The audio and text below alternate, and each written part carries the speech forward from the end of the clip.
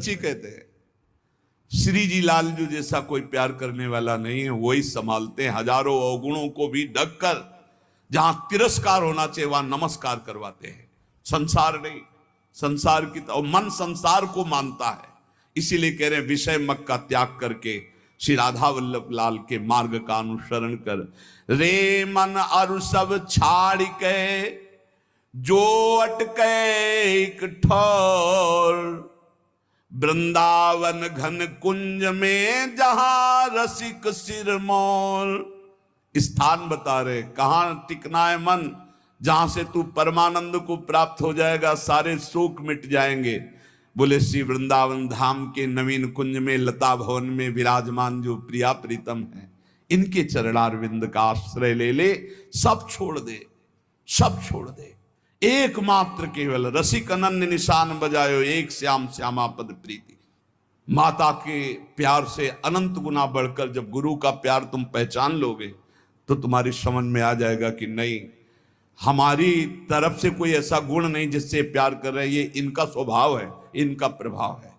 आपको सच्ची कहते हैं वो जीवन परम आनंद में जीवन होता है जिसका एक भी शिष्य ना हो और किसी को उपदेश न करता हो और मौन रह करके जीवन व्यतीत कर दे। ऐसे महापुरुष को हम प्रणाम करते हैं। विक्षेप रहित जीवन। और जहां दूसरे के कल्याण की भावना आई तो मानो विक्षेप का निमंत्रण दे दिया, विक्षेप का। पर संतों का स्वभाव होता है अपने कल्याण की परवाह ना करके। 3 जन्म लगे भरत जी को, लेकिन रघुगण को जो पालकी पे उठाए वो हिरण ही है और कोई नहीं है, उसको परम पद पहुंचा ही दिया। संतों की जिद होती है, जिसके पीछे लग गए उसको भगवान की प्राप्ति करा ही देना, पर बहुत कठिन होता है। इसीलिए उपासक अपेक्षा रहित जीवन व्यतीत करे एकमात्र श्री श्यामा श्याम के चरणों का। हम मनाते हैं कि साधक कभी आकांक्षा न करे कि संसार के कल्याण के लिए अवतरित हुए हैं। भूल जाना, ये अवतार बना देंगे सीधे अवतार। आपका तो अवतार ही हुआ है मेरे लिए।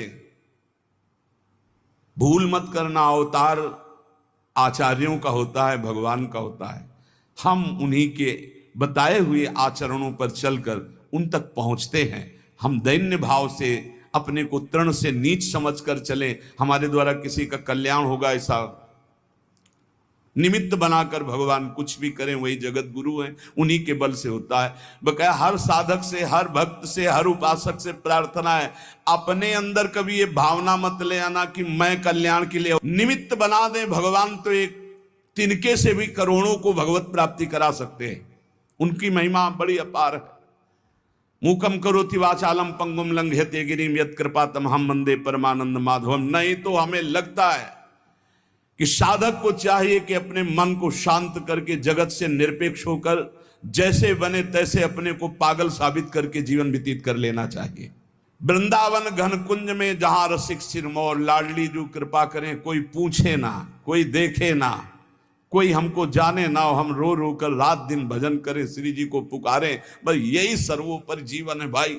इसलिए उपासकों से प्रार्थना, कभी ये सौभाग्य मत समझना कि ये जो यश कीर्ति और प्रतिष्ठा मान बढ़ायो वाह वाह, तो ये क्या जीवन का परम लाभ है, क्या सौभाग्य, क्या आनंद लूट रहे हैं। आनंद तब लूटते थे जब कोई जानता नहीं था, पहले आनंद एकत्रित हो रहा था। इसलिए हर उपासक से प्रार्थना करता हूं, अपने अनुभव की बात, भगवान